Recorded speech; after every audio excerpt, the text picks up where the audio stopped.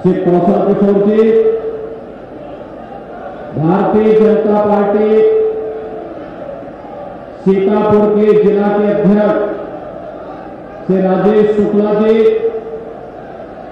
जिलाध्यक्ष लखनऊ श्री विनय सिंह जी, जिला प्रभारी सीतापुर श्री नीरज सिंह जी,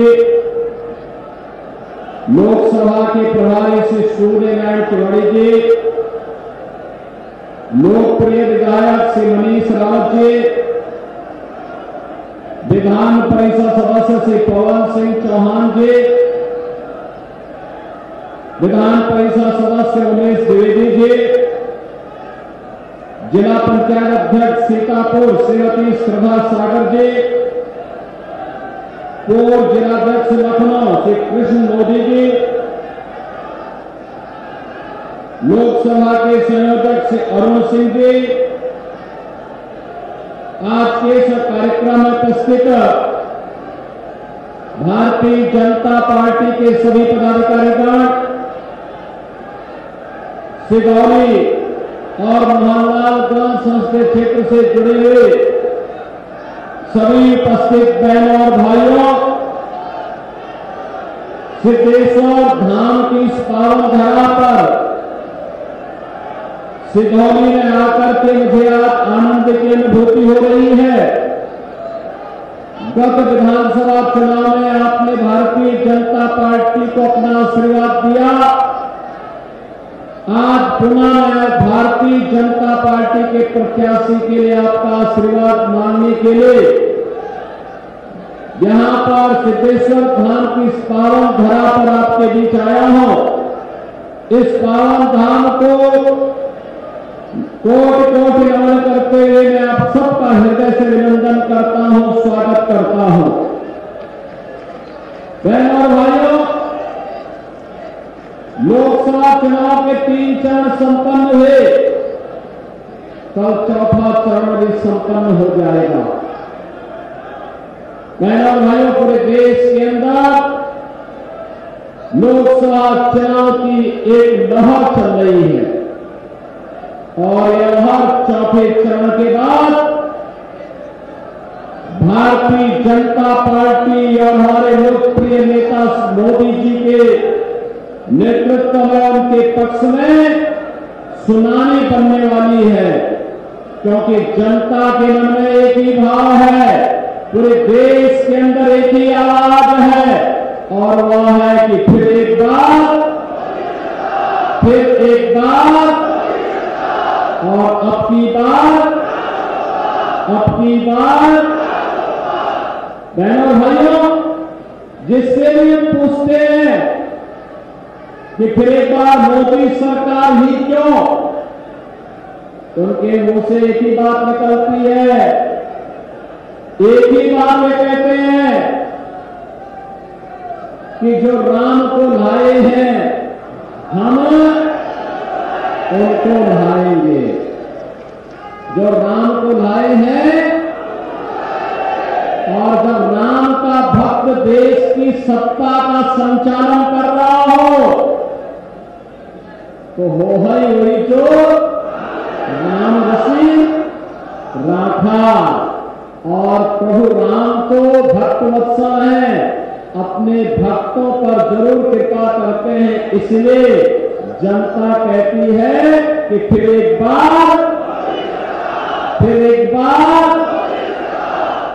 मोदी जी के तीसरी बार प्रधानमंत्री बनने से परेशान वो लोग हैं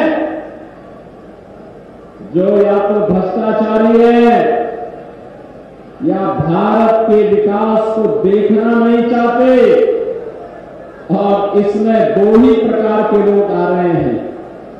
एक समाजवादी कांग्रेस का एक गठबंधन और दूसरा पाकिस्तान, यानी इन दोनों को अच्छा नहीं लग रहा है।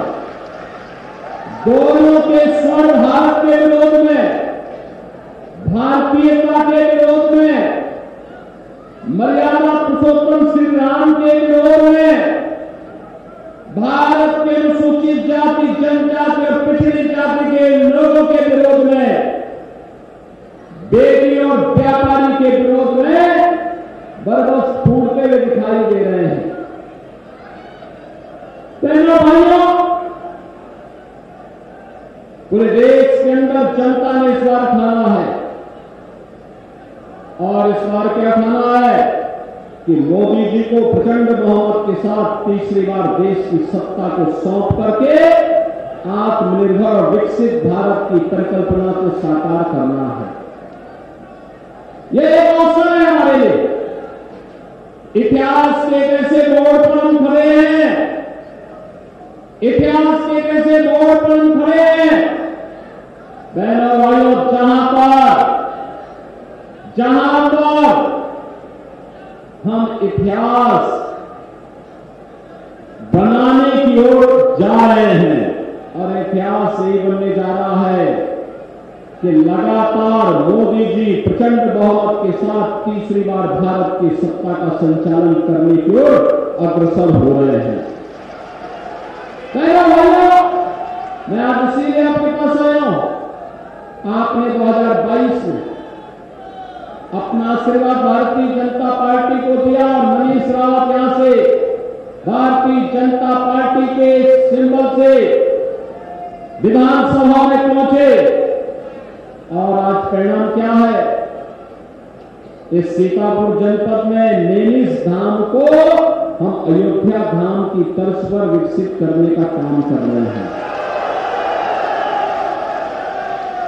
आपने देखा होगा सिगौली का रास्ता और आसान हो रहा है, क्योंकि लखनऊ का किसान पथ बन करके सीधे आपको मोहनलालगंज के साथ जोड़ने पे उतावला दिखाई दे रहा है। ये जो लाइन रेलवे की दिखाई दे रही है ना, आज से 10 वर्ष पहले ये छोटी लाइन थी, मीटर गेज थी। आज ये ब्रॉड गेज हो चुकी है। अब ट्रेन जब चलती है ना लखनऊ से, तो बहनों और भाइयों, बुलेट ट्रेन की तरह तेजी के साथ दौड़ते हुए आपको आगे की यात्रा पर लेकर के चल जाती है। ये है आज का विकास। कांग्रेस के समय, समाजवादी पार्टी के समय एक तो उनका विकास का विजन ही नहीं था, और वे कोयले के इंजन से चलने वाले भाप की तरह ही उनकी विकास की रफ्तार भी होती थी। छुप छुप करके चलती थी, और कुछ देर तक चली फिर रुक जाती थी। फिर उसमें भी वे अपने कमीशन खोरी देखते थे, और योजना कभी पूरी नहीं हो पाती थी। और आज तो सीटी की तरह, बुलेट की तरह जब विकास की रफ्तार आगे बढ़ती है, तो हाईवे भी बनते हैं, रेलवे भी बनता है, किसान पथ भी बनता है, मेट्रो भी आने की उतावला दिखाई दे रहा है।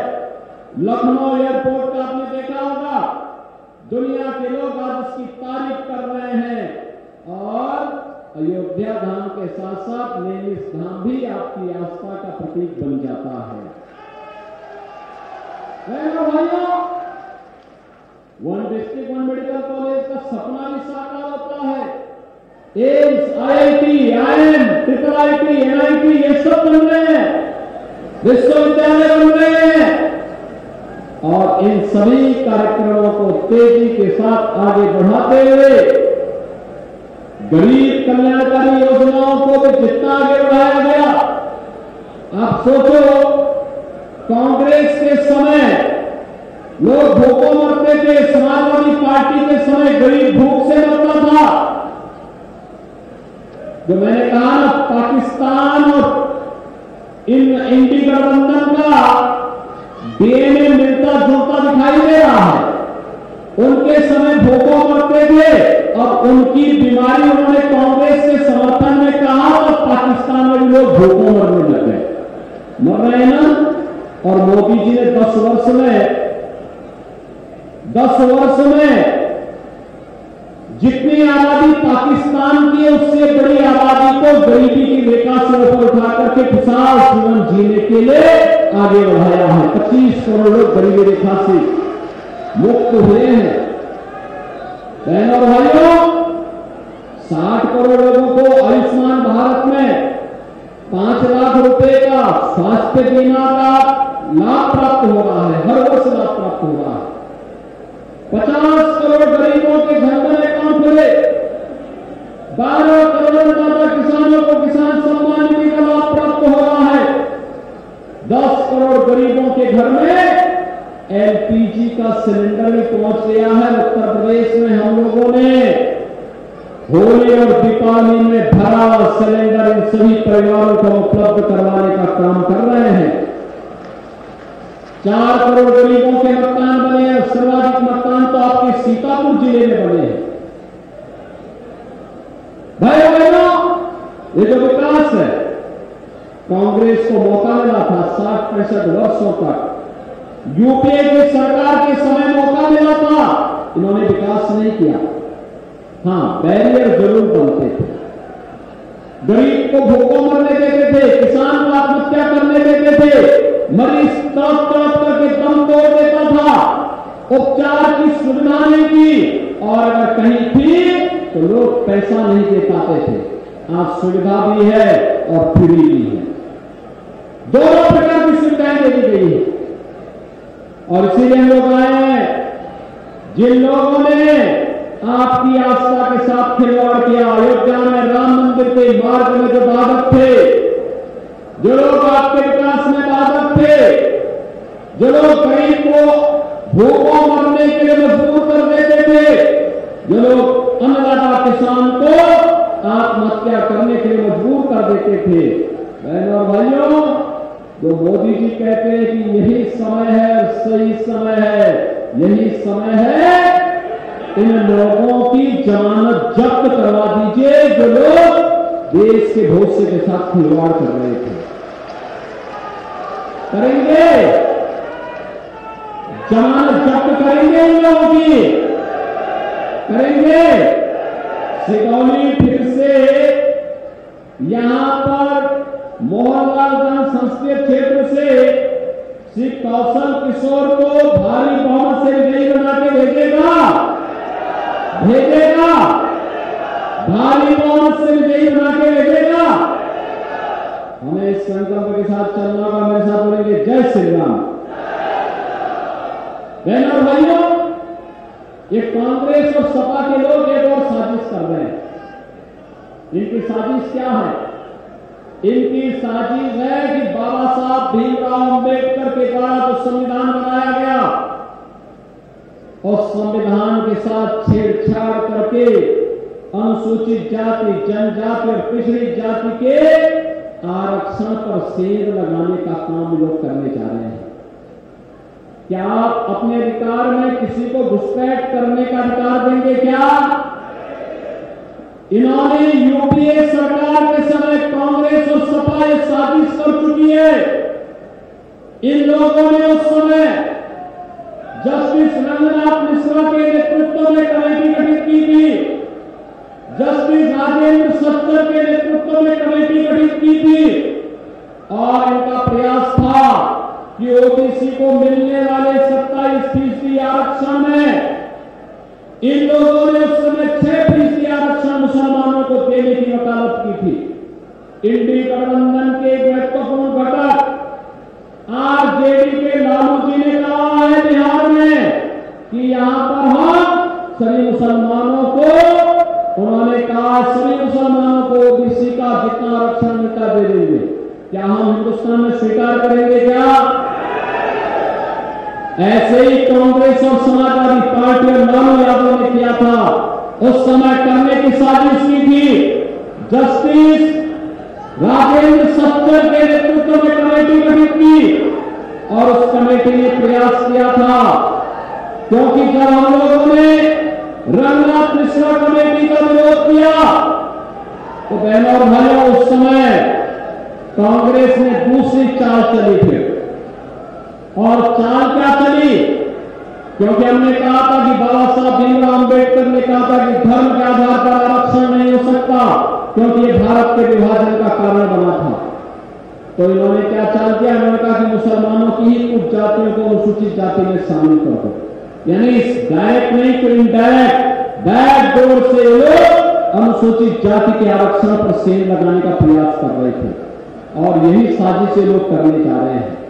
दूसरा दूसरा, ये लोग हिंदुस्तानियों की पैतृक संपत्ति पर विरासत टैक्स लगा करके एक जजिया कर लगाना चाहते। इनके अंदर औरंगजेब की आत्मा घुस चुकी है।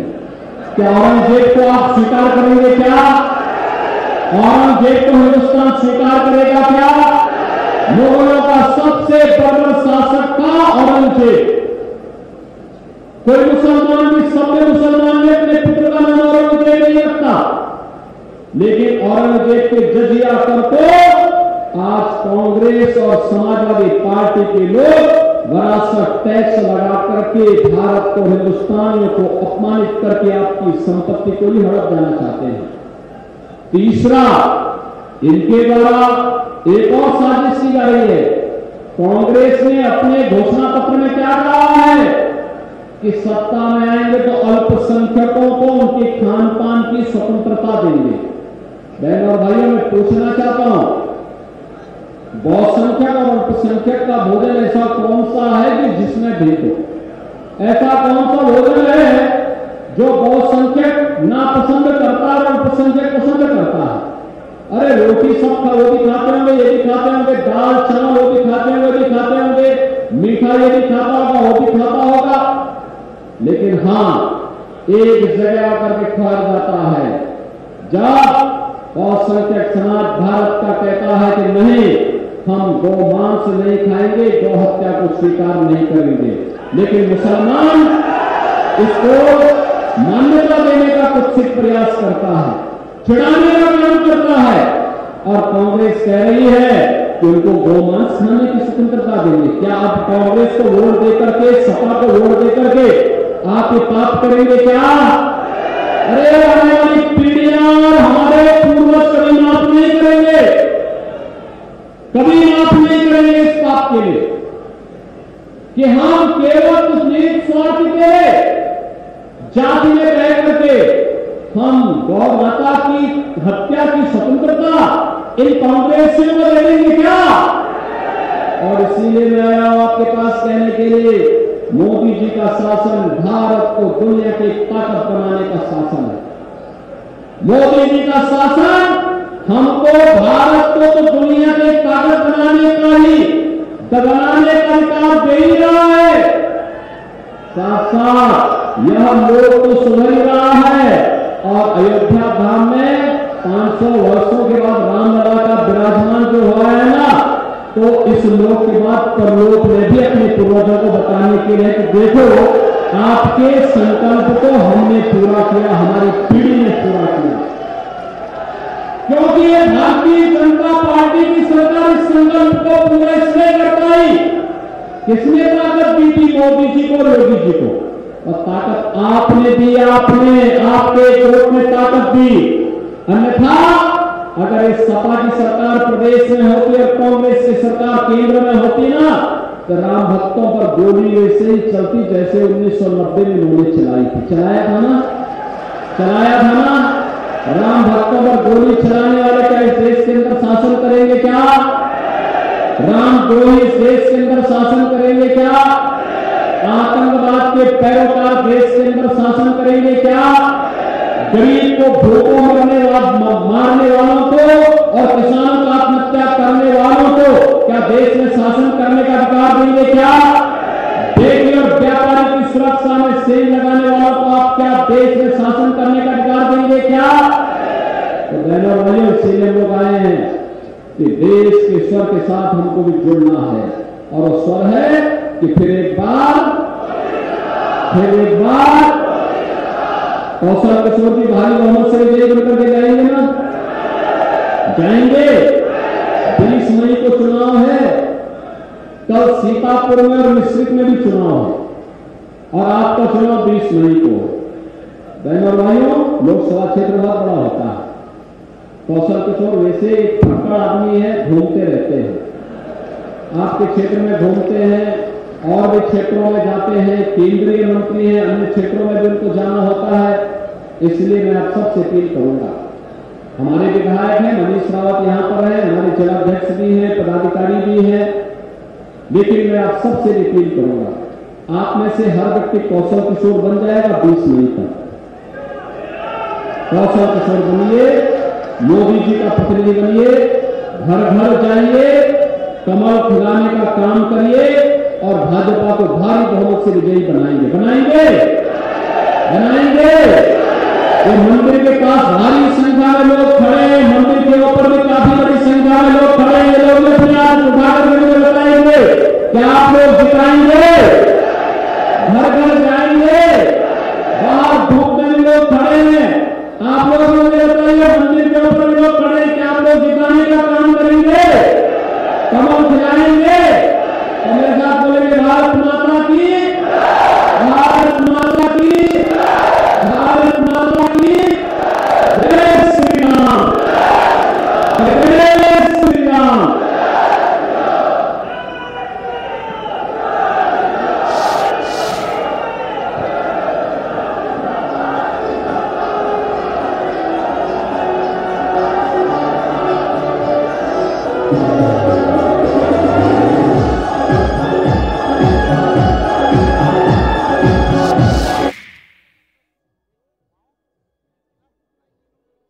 शुक्ला बता रहा था आपके बाबूजी ने जायदाद का कुछ हिस्सा नौकर के नाम कर दिया। अब नौकर हर काम अपना घर समझ के करेगा।